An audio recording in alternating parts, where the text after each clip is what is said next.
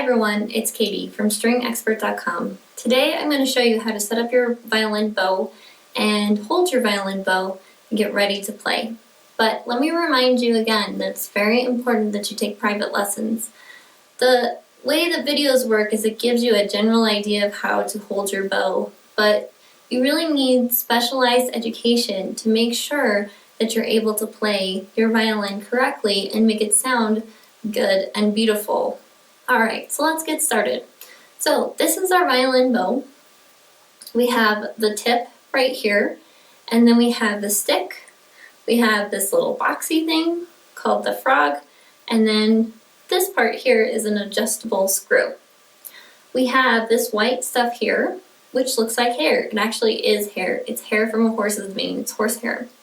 So when we play, what we do is we hold the bow, and the horsehair sits on the violin and it rubs and it creates sound. We want to be very careful not to touch the horsehair with our hand.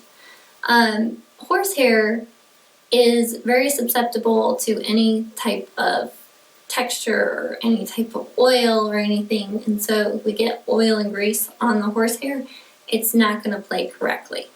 The other thing is that what we do is we add a coating agent onto the horsehair called rosin. Rosin is a tree sap similar to maple syrup, so it's really sticky. So if you rub your hand on the horsehair, you're going to get your finger oil in there, and then it's going to stick to the rosin, and it just makes this gross, sticky mess, and it doesn't allow your violin bow to create the best sound. So at all cost, don't touch the horsehair.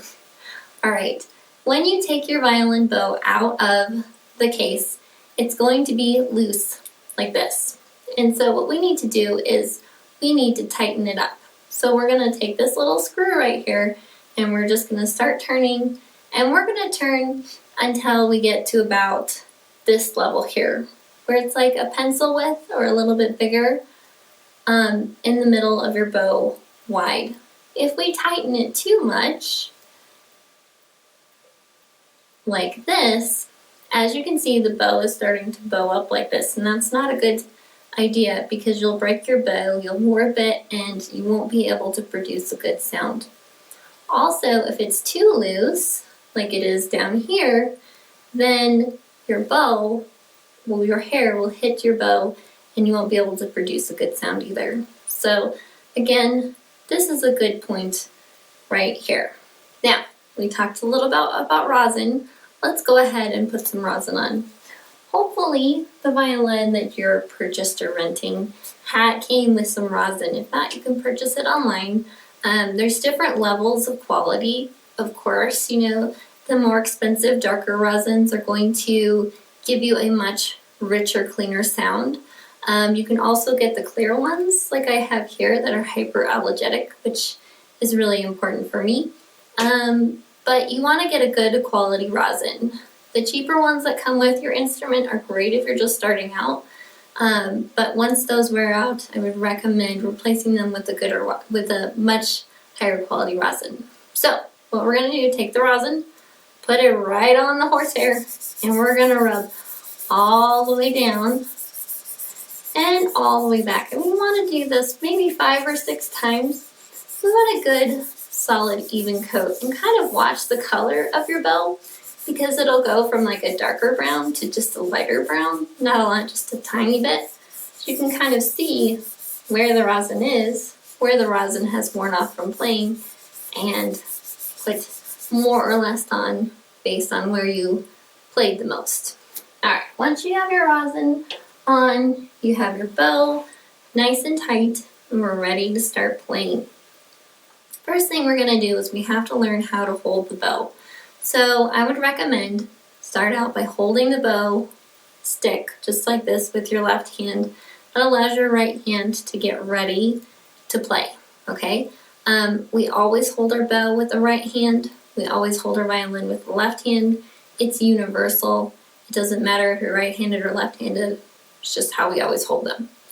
So we're going to make sort of like a rock star symbol, but not quite.